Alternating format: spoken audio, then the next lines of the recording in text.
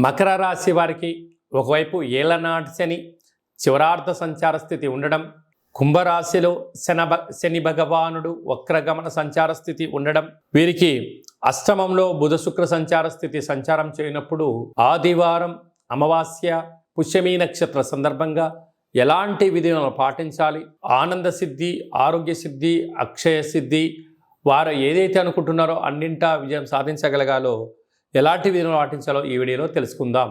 మకర రాశిలో ఏ నక్షత్రాలు వస్తాయనగా ఉత్తరాషాఢ నక్షత్రంలోని 3వ పాదం, 4వ పాదం, 2వ పాదం, అలాగనే శ్రవణ నక్షత్రంలోని 4 పాదాలు, ధనిష్ఠా నక్షత్రంలోని 1, 2 పాదములు కలిపితే మకర రాశి అవడం జరుగుతుంది. చాలామందికి పుట్టినటువంటి కాల సమయంలో డేటా బర్త్లు లేనటువంటి కారణం వలన పేరు యొక్క మొదటి అక్షరాన్ని అనుసరిస్తూ రాశిని తెలుసుకునే ప్రయత్నం చేద్దాం.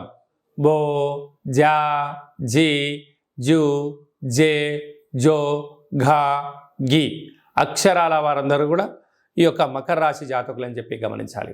వీరికి ఒకవైపు ఏళ్లనాటి శని చివరార్ధ సంచార స్థితి, కుంభరాశిలో శని భగవానుడు వక్రగమన సంచార స్థితిలో ఉన్నప్పుడు, అలాగనే ఈ ఆదివారం అమావాస్య పుష్యమీ నక్షత్ర సందర్భంగా తెల్ల జిల్లేడు యొక్క వృక్షం చుట్టూ ప్రదక్షిణ, తెల్ల జిల్లేడు వృక్షం దగ్గర దీపము, ఈ అమావాస్య రోజున పైన కొమ్మలు వధింపచేసి ఒక వినాయకుడు రూపం కలిగినటువంటి వేరును బయటికి తీసుకొని వాటిని బాగా శుద్ధి పెట్టి పంచామృతములతో అభిషేకం చేసి సింధూరాన్ని పూసుకొని ఇంట్లో తంత్ర వరసిద్ధి మహాగణపతి అష్టకాల భైరవ హోమ కార్యక్రమాన్ని చేసుకొని గృహంలో పూజా మందిరంలో ఉంచినట్లయితే ఇంట్లో ఉండబడినటువంటి వాస్తు దోషము, నరదృష్టి దోషము, యంత్ర మంత్ర తంత్ర పరతంత్ర తాంత్రికపరమైన దోషాలు తొలగిపోయి ఆనంద సిద్ధి, ఆరోగ్య సిద్ధి, ఐశ్వర్య సిద్ధి, అక్షయ సిద్ధి, మీరు ఏదైతే అనుకుంటారో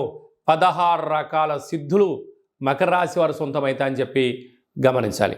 అలాగనే వీరికి తృతీయంలో రాహు ఉండడం వల్ల అన్నదమ్ములతో అక్కాచెల్లెలతో స్నేహపూర్వక వాతావరణాన్ని ఏర్పరచుకోవాలి.